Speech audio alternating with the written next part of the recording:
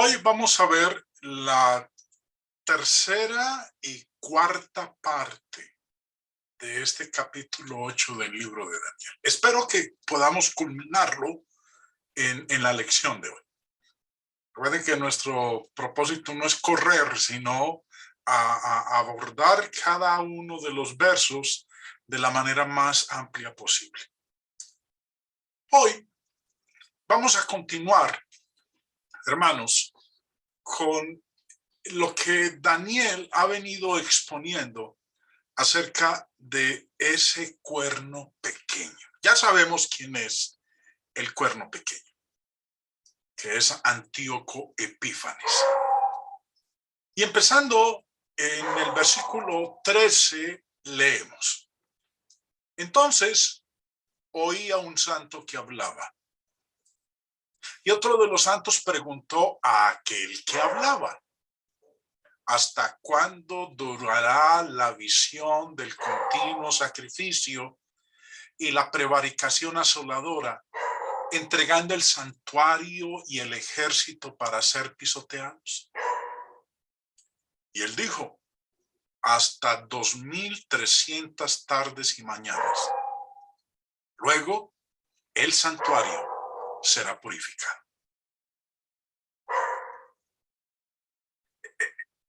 Esto que Daniel nos está diciendo, porque ya pasa de haber visto a oír. Dice ahí empezando el verso 13, entonces oí.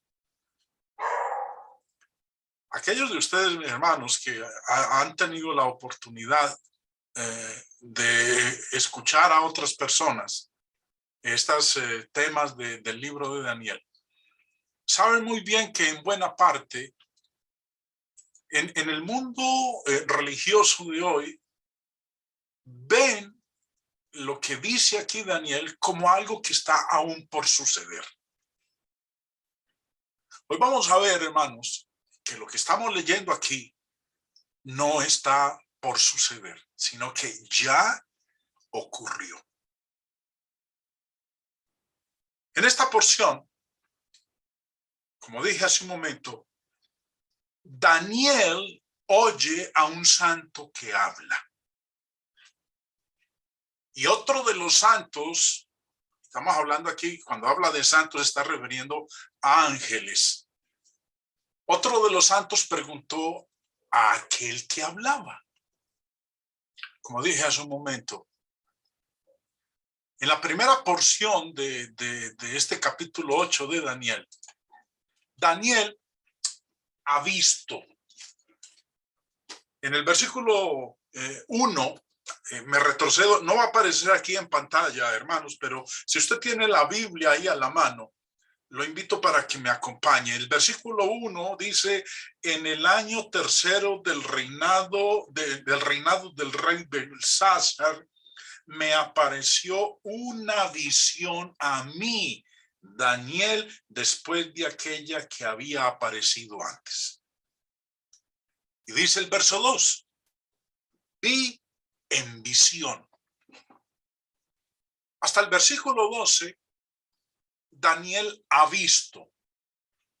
A partir del versículo 13, que es donde nos hallamos en este momento, Daniel oye. En la primera parte, Daniel es protagonista de lo que dice el capítulo 8. Es protagonista en primera persona, porque él dijo: yo vi en visión, versículo 2. Ahora, en el versículo 13, ya él es un oyente.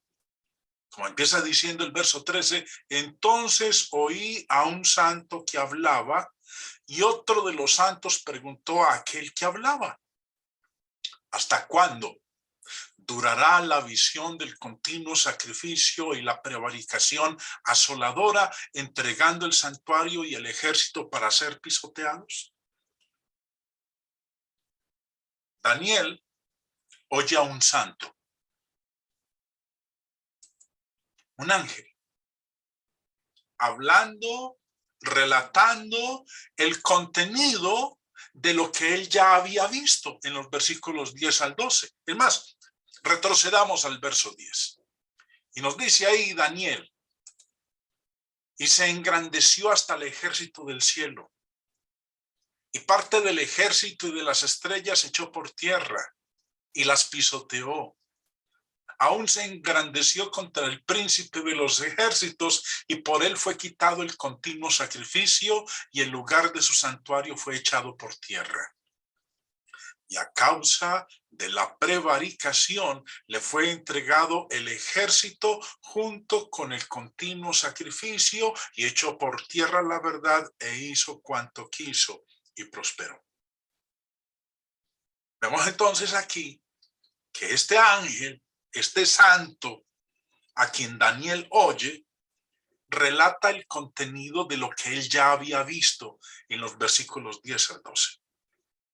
Y como dije hace un momento, la visión pasa de lo que Daniel había visto a lo que él ya oye. Ahora, un segundo ángel o un segundo santo se dirige al primero y le pregunta, ¿hasta cuándo? Vuelve y leo el verso 13. Entonces oí a un santo que hablaba, y otro de los santos preguntó a aquel que hablaba, ¿hasta cuándo? ¿Hasta cuándo durará la visión del continuo sacrificio y la prevaricación asoladora, entregando el santuario y el ejército para ser pisoteados? Y le responde, le dice a la pregunta de ¿hasta cuándo? Le responde, verso 14, hasta 2300 tardes y mañanas. Luego el santuario será purificado. Esto de las 2300 tardes y mañanas ha sido también motivo de mucha especulación en el mundo religioso, porque muchos tratan de interpretar o entender lo que dice este verso 14 de una manera literal. El ángel respondió al que preguntó, ¿hasta cuándo? ¿Cuánto tiempo más va a durar esta prevaricación del santuario de Dios? Y le respondió, hasta 1200 tardes, hasta 2300 tardes y mañanas. Bueno, pregunta de parte mía, ¿no? Esto de 2300 tardes y mañanas, ¿son literales o son figuradas? Personalmente, quiero decirles, hermanos, que yo me inclino por la opinión de que estas 2300 tardes y mañanas son simbólicas. Y permítanme explicarles por qué. Recuerden que en el tiempo del Antiguo Testamento, los judíos contaban cada año como de 360 días. Descontando cada año como de 360 días, vamos a hacer este cálculo matemático y quiero que le presten atención a lo que voy a ir mostrando aquí en pantalla. Un año, 360 días. 2 años, 720 días. 3 años, 1080 días. 4 años, 1440 días. 5 años, 1800 días. 6 años, 2160 días. Ahora, para que nos pueda dar a nosotros 2300 tardes y mañanas, a estos 6 años, cada año de 360 días, tenemos que añadirles 140 días más. Eso nos da un total entonces de 2300 días. Espero que lo hayan entendido, ¿sí? Nosotros contamos los años de 365 días, pero en el Antiguo Testamento los judíos contaban los años de 360 días. 2.300 tardes y mañanas son 6 años más 140 días. Ahora, lo interesante, y quiero que le presten atención a lo que vamos a seguir a continuación, mis queridos hermanos. Recuerden que el ángel había preguntado hasta cuándo duraría la prevaricación del santuario. Recuerden que lo que hizo Antíoco Epífanes fue alterar, corromper, prevaricar la adoración en el templo. Tan es así, como estudiábamos en las lecciones anteriores, que una de las cosas que este hombre llegó a hacer fue a ofrecer un cerdo en el altar de los holocaustos. Por eso habla de hasta cuándo se iba a seguir permitiendo. Un ángel le preguntó al otro hasta cuándo se iba a permitir que el santuario continuara contaminado. Y el ángel respondió: hasta 2.300 tardes y mañanas. Cuando se cumpla ese periodo de tiempo, el santuario será purificado. Vimos entonces en el cálculo matemático que ustedes están observando aquí, hermanos, que 2.300 tardes y mañanas equivalen a 6 años y 140 días. Al cabo de los cuales el santuario sería purificado. 6 años, 140 días. Ahora, en lo que estoy exponiendo en este momento es que estas 2.300 tardes y mañanas no podemos nosotros tomarlas de manera literal, sino simbólica, figurada. ¿Por qué? La desolación del santuario con la adoración de los ídolos bajo Antíoco Epífanes no duró más de 3 años y 10 días. Acorde a lo que está diciendo el ángel en respuesta al otro ángel, es que el tiempo de duración de la desolación del santuario sería de 2.300 tardes y mañanas. Y como dije hace un momento, me devuelvo a la diapositiva anterior, eso equivale a 6 años y 140 días. Pero la historia enseña, y vamos a verlo a continuación, que el tiempo de la desolación del santuario, con todas las prácticas paganas e idólatras que introdujo Antíoco Epífanes, el tiempo que duró fueron solamente 3 años y 10 días. No duraron 6 años y 140 días, que es el equivalente hasta 2.300 tardes y mañanas. ¿Cómo podemos nosotros informarnos de que fueron 3 años y 10 días?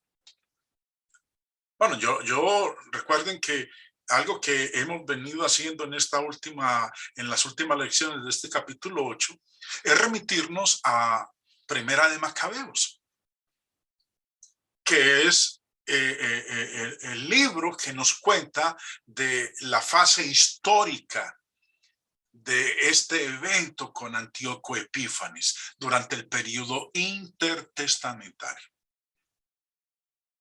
Primera de Macabeos, capítulo 1, versículo 54, dice: el día 15 del mes de Quisleo del año 145, levantó el rey sobre el altar de los holocaustos la abominación de la desolación. También construyeron altares en las ciudades de alrededor de Judá. El rey del cual está hablando aquí, Macabeos, Primera de Macabeos, es Antíoco Epífanes, que fue el que se encargó de colocar la abominación de la desolación en el santuario. ¿Y cuándo lo hizo? Bueno, Ahí mismo lo declara en los primeros dos renglones de este versículo 54. Dice que lo hizo el día 15 del mes de Quisleu del año 145. Ahora, en segunda de en la misma primera de Macabeos, capítulo 4, nosotros leemos de cuándo es que fue purificado el santuario. Dice empezando en el verso 48, repararon el lugar santo y el interior del templo y santificaron los atrios. El día 25 del mes, el día 25 del noveno mes, llamado Quisleu, del año 148, se levantaron al romper el día y ofrecieron sobre el nuevo altar de los holocaustos que habían construido un sacrificio conforme a la ley. Mirando entonces, ¿cuándo fue que se presentó la abominación en el templo? Primera de Macabeos 1:54 nos dice que fue en el año 145. ¿Cuándo fue purificado el santuario? Nos dice en el capítulo 4 que fue el día 25 del noveno mes, llamado Quisleu, del año 148. Una vez más les pido el favor de que presten atención a lo que vamos a ver a continuación aquí en pantalla. En el año 148 es purificado el templo. Judas Macabeo, quien fue el que lideró la revuelta contra Antíoco Epífanes, procurando la restauración del santuario, la santificación del santuario, nos dice aquí en este capítulo 4 que ello ocurrió en el año 148. Pero en el año 145 fue cuando Antíoco Epífanes contaminó el santuario al levantar sobre el altar de los holocaustos la abominación de la desolación, cuando colocó un cerdo para ser sacrificado y adorar a sus dioses paganos. Entonces, si la restauración del santuario fue en el año 148 y la presentación de la abominación de la desolación fue en el año 145, eso nos quiere decir que entonces fue durante 3 años. Transcurrieron 3 años entre la contaminación y la purificación. Pero hay algo más. Nos dice en el capítulo 4 que eso ocurrió el día 25 del noveno mes, cuando fue reparado el lugar santo. Y el día en que fue contaminado el altar de los holocaustos, nos dice en el capítulo 1, verso 54, que fue en el día 15 del mes de Quisleu. Eso nos quiere decir que si a 25 le restamos 15, nos da 10 días. El periodo que transcurrió entre la contaminación del santuario y la purificación del santuario nos da entonces un total de 3 años y 10 días. Las 2300 mañanas y tardes, que literalmente son 6 años y 140 días, que es la respuesta que dio un ángel al otro ángel cuando preguntó cuánto tiempo duraría la prevaricación del santuario. Y que el ángel dijo 2300 tardes y mañanas.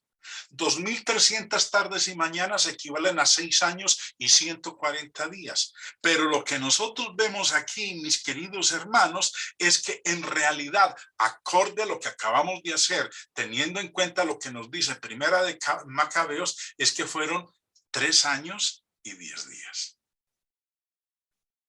Inferimos entonces que estos 2300 tardes y mañanas no la podemos tomar nosotros de una manera literal, sino de una manera simbólica.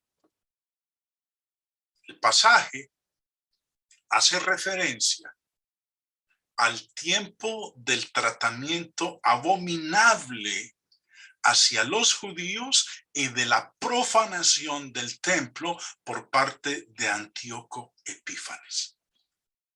Más aún, Josefo, el historiador judío del primer siglo, confirma lo que acabamos nosotros de ver. Confirma lo que dice Macabeos, de que la prevaricación del santuario no fue de 6 años y 140 días, sino de 3 años y 10 días. Mira lo que dice Flavio Josefo en su libro Antigüedades de los Judíos. Esto se realizó el mismo día que, 3 años atrás, el culto sagrado había sido reemplazado por un culto impío, adaptándose a las costumbres de otros pueblos.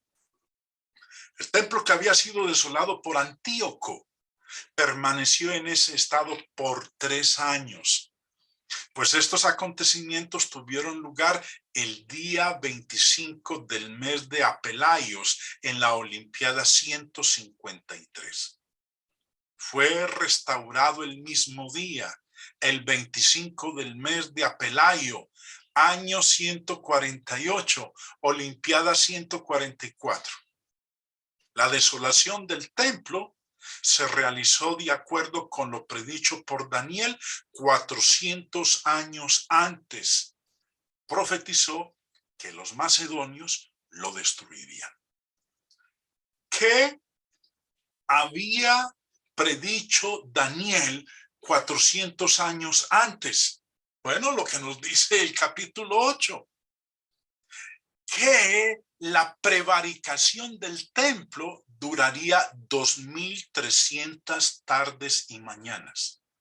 Pero esas 2300 tardes y mañanas no son literales, sino simbólicas, porque el tiempo real que duró la prevaricación del santuario fue de 3 años y 10 días. ¿Cómo lo confirma aquí Josefo? Teniendo en cuenta lo que acabamos nosotros de ver en Primera de Macabeos capítulo 1 y capítulo 4. Los 2300 días cubren simbólicamente el periodo de esa prevaricación. ¿Qué pasaría después de esas 2300 tardes y mañanas? De esos 3 años y 10 días, no de 6 años y 140 días, que el templo, el santuario, sería purificado. El templo fue nuevamente dedicado por Judas Macabeos en el año 165 antes de Cristo. Dice Flavio Josefo, una vez más, en su libro Antigüedades de los Judíos: Judas celebró por espacio de 8 días la restauración de los sacrificios del templo, sin omitir señal de alegría. Ofreció a sus compatriotas magníficos y espléndidos sacrificios, honrando también a Dios con himnos y salmos. Fue tan grande el gozo por la restauración de los ritos y la libertad religiosa recuperada inesperadamente después de tanto tiempo, que establecieron por ley la conmemoración anual de la restauración del templo. Desde entonces hasta la actualidad, celebramos lo que se llama la fiesta de las luminarias. Creo que se le da este nombre porque en forma inesperada lució para nosotros la libertad. Entonces, en esta porción del capítulo 8, el objetivo principal es la purificación del santuario, la restauración del santuario. ¿Que cuándo sería restaurado? ¿Cuándo sería purificado? después de 2300 tardes y mañanas. El santuario sería purificado al ser restaurado, mostrando de esta manera que su periodo de abominación desoladora fue injustificable. Habiendo llegado hasta aquí, hermanos, pasamos entonces a lo que es la interpretación de la visión. A partir del versículo 15, dice Daniel: y aconteció que mientras yo, Daniel, consideraba la visión y procuraba comprenderla, he aquí se puso delante de mí uno con apariencia de hombre. Y oí una voz de hombre detrás entre las riberas del Ulai, que gritó y dijo: Gabriel, enseña a este la visión. Vino luego cerca de donde yo estaba y con su venida me asombré y me postré sobre mi rostro. Pero él me dijo: entiende, hijo de hombre, por qué la visión es para el tiempo del fin. Otra expresión usada erradamente por los pronosticadores modernos para decir que lo que estamos nosotros leyendo aquí en esta porción del libro de Daniel se refiere a cuando el Señor vaya a retornar por segunda vez. Mientras Daniel buscaba el significado, por eso dicen, empezando en el verso 15, mientras yo, Daniel, consideraba la visión y procuraba comprenderla, a Gabriel se le instruyó que le explicara, que le hiciera comprender a Daniel lo que él había visto. Y una de las cosas que le dice Gabriel es que la visión que él había tenido en los primeros 14 versículos del capítulo 8 es para el tiempo del fin. ¿El fin de qué? ¿El fin del mundo? Así lo entenderían la mayoría de las personas, porque lo que ocurre es que muchos ya, nuestro cerebro está predispuesto para que cada vez que leemos el término el fin, lo asociamos inmediatamente con la segunda venida de nuestro Señor Jesucristo. Pero esta visión no puede ser aplicada al fin del tiempo, al fin del mundo. Eso es algo todavía futuro. La visión, le dijo Gabriel a Daniel, es para el tiempo del fin. ¿Qué significa el tiempo del fin? ¿El fin de qué? El versículo clave en este momento para entender el tiempo del fin es el versículo 19. Miren lo que dice en el verso 19. Y dijo: he aquí yo te enseñaré lo que ha de venir al fin de la ira, porque eso es para el tiempo del fin. ¿El fin de qué? El fin de la ira. Un tiempo señalado por Dios. El tiempo del fin siempre significa lo mismo. El fin, dice aquí el versículo 19, es el fin de la ira. Esa expresión estamos leyendo aquí en el versículo 17. Habacuc, en el capítulo 2, ayuda para que entendamos mucho mejor lo que estamos leyendo en esta porción del verso 17. Dice en el versículo 2 y 3 del libro de Habacuc: entonces el Señor me respondió y dijo: escribe la visión y grábala en tablas, para que corra el que la lea.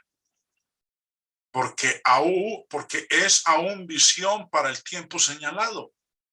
Se apresura hacia el fin y no defraudará. Aunque tarde, espérala, porque ciertamente vendrá, no tardará. el cumplimiento de esto es algo que realmente va a suceder. Como dice la parte final del verso 3, ciertamente vendrá, no tardará. En cada pasaje donde nosotros encontramos la frase tiempo del fin, debemos examinar el contexto. Vamos a leer esta porción del verso 19. Y dijo, he aquí yo te enseñaré lo que ha de venir al fin de la ira, porque eso es para el tiempo del fin. Leyéndolo en la Biblia textual, vamos a entender mejor a qué se refiere con al fin de la ira. Lo vierte la Biblia textual de esta manera. Y me dijo, he aquí te enseñaré lo que ocurrirá en el tiempo último de la indignación. Miren lo que dice. En lugar de decir ira, dice indignación. En el tiempo último de la indignación. O si lo leemos en la versión moderna, vierte el verso de esta forma. Entonces dijo, he aquí que te voy a enseñar lo que ha de ser en el fin de la indignación. La indignación. Ira, indignación. ¿La indignación de quién? ¿La ira de quién? Vuelvo y leo el verso 19 como lo leemos en la Reina Valera. He aquí, yo te enseñaré lo que ha de venir al fin de la ira. ¿La ira de quién? O como lo vierte la Biblia textual y la versión moderna, indignación. ¿La indignación de quién? ¿Quién está indignado? ¿Quién está airado? Los profetas usaban este término de el fin de la ira o de la indignación para indicar el desagrado y disgusto de Dios al entregar su pueblo a la cautividad u opresión de alguna clase. Todo debido a la rebelión de dicho pueblo escogido. Pero cuando hablamos aquí nosotros, estamos leyendo en el verso 19, la ira, está hablando de la ira de Dios, la indignación de Dios. Dios se ha airado, Dios se encuentra indignado por el pecado del pueblo. La ira, la frase la ira, habla del derramamiento de la ira de Dios contra el pecado, y en este caso, del pueblo suyo, el pueblo de Israel. Miremos en Isaías 10, el uso de la frase, la ira. Dice el verso 5, oh Asiria, vara y báculo de mi furor, en su mano he puesto mi ira. Le mandaré contra una nación pérfida, y sobre el pueblo de mi ira le enviaré, para que quite despojos y arrebate presa, y lo ponga para ser hollado como lodo de las calles. Vemos aquí en esta porción de Isaías que el profeta está hablando de la ira de Dios. Dios se encuentra indignado con su nación. Oh Asiria, vara y báculo de mi furor, en su mano he puesto mi ira. El instrumento que Dios utilizaría para castigar a Israel, el instrumento de su ira, sería los asirios. Por eso dice el verso 6, le mandaré a Asiria contra una nación pérfida, y sobre el pueblo de mi ira le enviaré. O leamos también ahí en el capítulo 26, versículo 20. Anda, pueblo mío, entra en tus aposentos, cierra tras ti tus puertas, escóndete un poquito, por un momento, entre tanto que pasa la indignación o la ira de Dios. El Salmo 78 dice en el verso 49, envió sobre ellos el ardor de su ira, enojo indignación y angustia, un ejército de ángeles destructores. Entonces, cuando nosotros estamos leyendo al fin de la ira, he aquí yo te enseñaré. Estoy leyendo el versículo 19 que está ahí en pantalla. He aquí yo te enseñaré lo que ha de venir al fin de la ira. Esa frase, la ira, habla del derramamiento de la ira de Dios contra el pecado. No es una frase rara. Los judíos se volverían malos. Su maldad llegaría a tal extremo que rebosaría la copa de la paciencia de Dios, y el Señor derramaría su ira sobre su pueblo que se había corrompido y llenado de maldad. De esto es lo que está hablando aquí, en este verso 19. Durante el período de Antíoco Epífanes, el pueblo de Dios se corrompió, el pueblo dejó la ley, el pueblo dejó la santidad, el pueblo se entregó a las prácticas idolátricas de los griegos, como vamos a ver nosotros a continuación. Y dice, he aquí yo te enseñaré lo que ha de venir al fin de la ira, cuando yo ya no sienta más indignación. Esto es lo que va a suceder. La ira o indignación de Dios vino sobre las 10 tribus de Israel, el reino del norte, cuando fueron llevadas cautivas a Asiria. Y vino la ira de Dios sobre el reino del sur, cuando fueron llevados cautivos a Babilonia. Los judíos sufrieron bajo los babilonios, bajo los medos persas, y ahora están sufriendo bajo los griegos. Versículo 20 y 21, continuando. En cuanto al carnero que viste, que tenía 2 cuernos, estos son los reyes de Media y de Persia. El macho cabrío es el rey de Grecia, y el cuerno grande que tenía entre sus ojos es el rey primero. Sabemos muy bien de quién está hablando aquí. Primera de Macabeos 1:1 nos habla históricamente de ello, y nos dice: Alejandro, hijo de Filipo, rey de Macedonia, que venía del país de Quitín, reinaba en toda Grecia. Después de haber vencido a Darío, rey de los persas, que es de lo que nos habla el versículo 20. Reinó en su lugar, que es lo que nos dice el versículo 21. El macho cabrío es el rey de Grecia, y el cuerno grande que tenía entre sus ojos es el rey primero.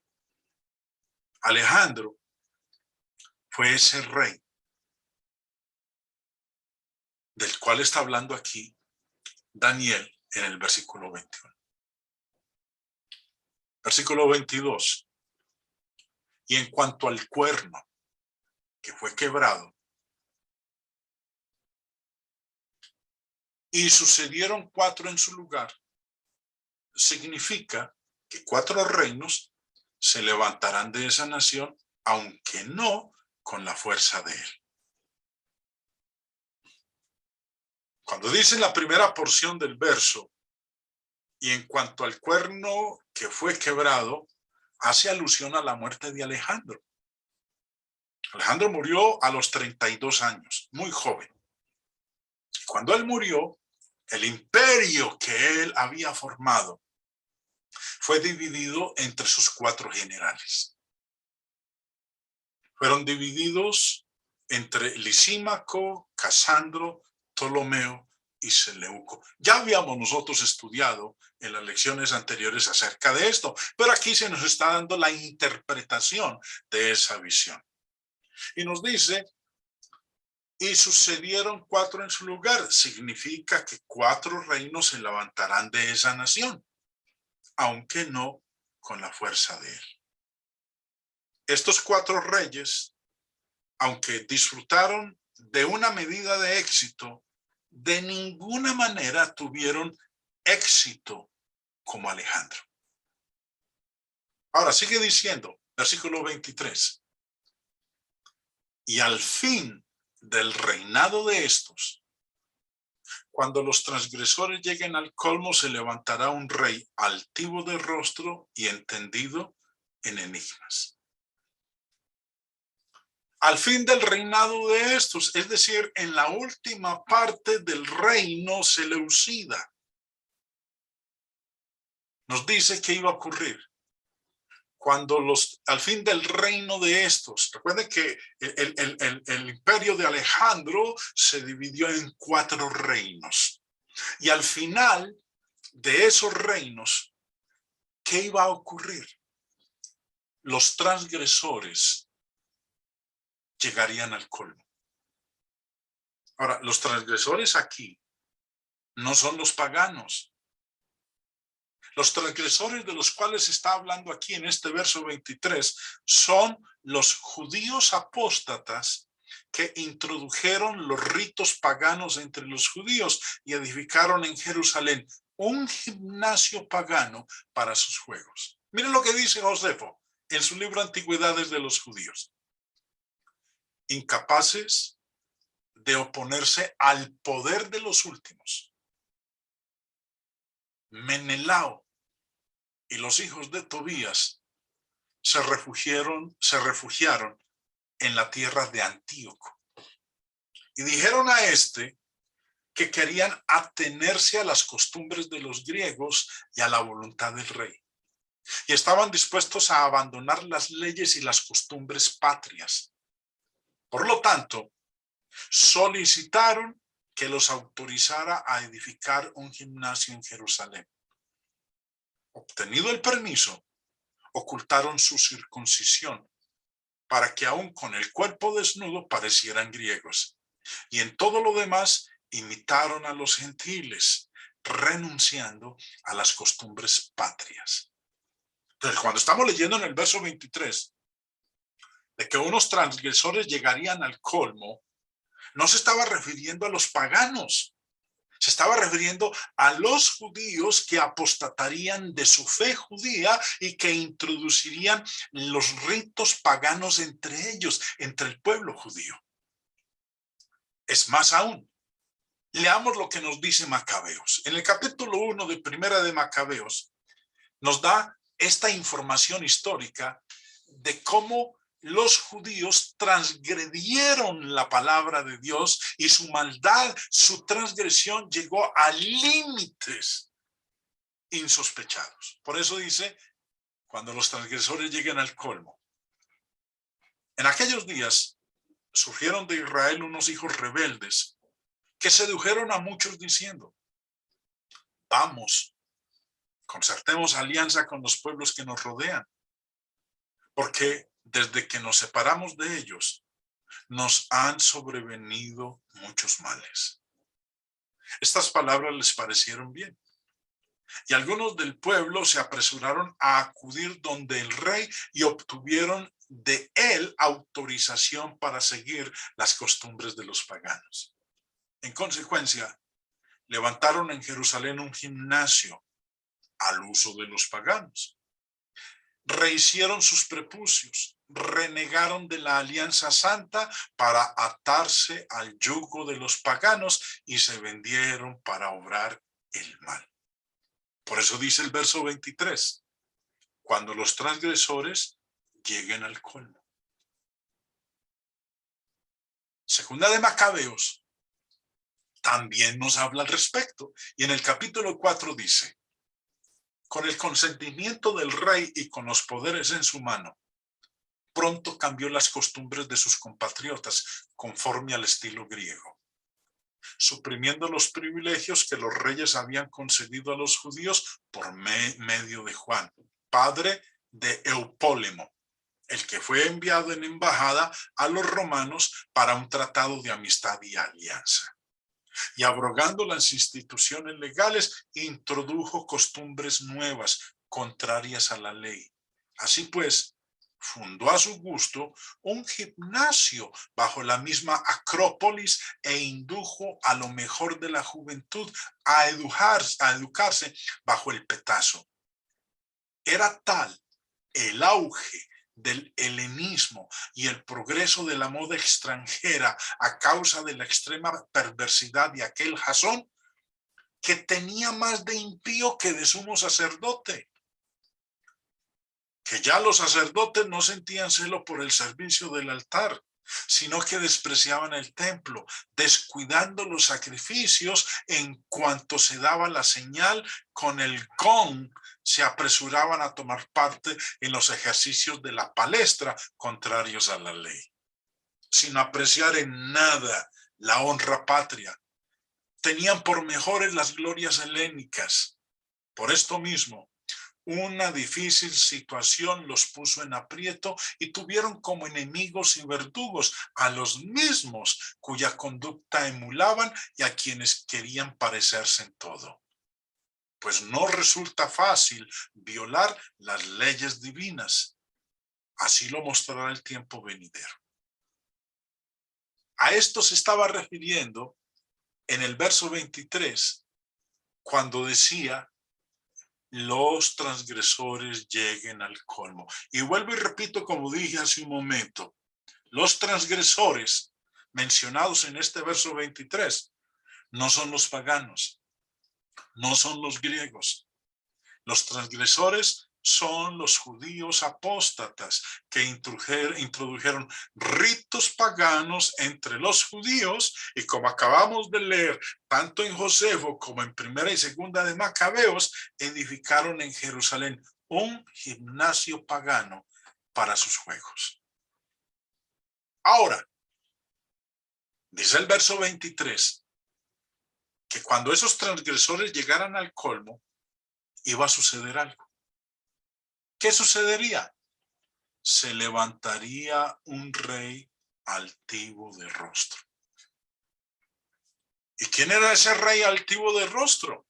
Pues el mismo personaje del cual habíamos estudiado en lecciones anteriores, que en la interpretación de la visión sabemos nosotros que es Antíoco Epífanes. En su esfuerzo por cimentar su reino, por medio de la imposición de la cultura y las deidades griegas sobre todos sus súbditos, vio la religión judía como un fuerte enemigo en su gobierno sobre Palestina. Cuando conquistó Jerusalén, colocó una imagen en el templo, ofreció carne de cerdo sobre el altar y animó a los soldados griegos a que cometieran fornicación en el templo mismo. Le prohibió a los judíos circuncidar a sus hijos, les prohibió guardar el día de reposo y les prohibió poseer una copia de las escrituras. Bueno, no voy a leer eso porque ya nosotros lo estudiamos en dos lecciones anteriores. Ahora, lo otro que nos dice el versículo 23 es que este el rey altivo de rostro sería entendido en enigmas. Ahora, cuando habla aquí de entendido en enigmas, ¿qué quiere decir eso? Me gusta cómo lo vierte la Biblia de las Américas. Creo que es mucho más exacta la Biblia de las Américas en la descripción de entendido en enigmas. Mire cómo lo vierte la Biblia de las Américas. Y al final de su reinado, cuando los transgresores se acaben, se levantará un rey insolente y hábil en intrigas. Cuando dice entendido en enigmas, no es que él descifrara jeroglíficos o cosas no muy entendibles. No, aquí se refiere con enigmas a intrigas. Este hombre fue un experto en intrigas, en confabulaciones. O miremos cómo lo dice la Biblia de Jerusalén. Y al final de sus reinados repletos de crímenes, surgirá un rey insolente y embaucador. Antíoco, la historia, cuando lo describe, cuando habla de él, lo describe como un hombre muy astuto, que no era fácil de engañar. Ahora, ese carácter de él contribuiría a problemas para el pueblo judío durante el tiempo en que él iba a estar reinando. En una ocasión envió a una embajada llamada Embajada de Paz, y el resultado de esa llamada Embajada de Paz fue la muerte de unos 40,000 judíos. Fue el perseguidor más vengativo de los judíos de los tiempos que precedieron a la era cristiana. Josefo escribe lo siguiente acerca de esto. En su libro Antigüedades de los Judíos leemos: 2 años después, el 145, el día 25 del mes que entre nosotros se denomina Caslev y entre los macedonios Apelayos, en la Olimpiada 153, el rey, con un gran ejército, ascendió a Jerusalén y, simulando intenciones pacíficas, por engaño se apoderó de la ciudad. Ni perdonó ni aún a aquellos por quienes había sido recibido. Seducido por las riquezas del templo, llevado por la codicia, pues había visto gran cantidad de ofrendas en el templo, para saquearlo, no tuvo el menor escrúpulo en romper el pacto que había hecho con ellos. Despojó el templo, llevándose los vasos de Dios, los candelabros de oro, el ara de oro, la mesa y los incensarios, sin dejar ni aún los velos hechos de lino y escarlata. Vació los tesoros ocultos sin dejar nada, sumiendo a los judíos en una gran tristeza. Prohibió los sacrificios que se acostumbraban a hacer todos los días. Saqueó toda la ciudad, sumando el número de los cautivos cerca de 10,000. Entregó al fuego lo más hermoso de la ciudad. Derribó los muros y construyó la fortaleza baja de la ciudad. Por eso es que el versículo 23 dice que ese rey sería un rey insolente y hábil en intrigas. Hermanos, a mí se me acabó el tiempo. Creí que iba a lograr terminar el capítulo 8 de este libro de Daniel. Estamos en el verso 23. Daniel 8 llega hasta el versículo 27. Pero el objetivo no es rellenar, sino ir entendiendo de la mejor manera posible cada uno de estos detalles que están aquí en este capítulo 8. Los voy a invitar para la próxima lección, donde, si Dios lo permite, estaremos culminando con este capítulo 8 del libro de Daniel.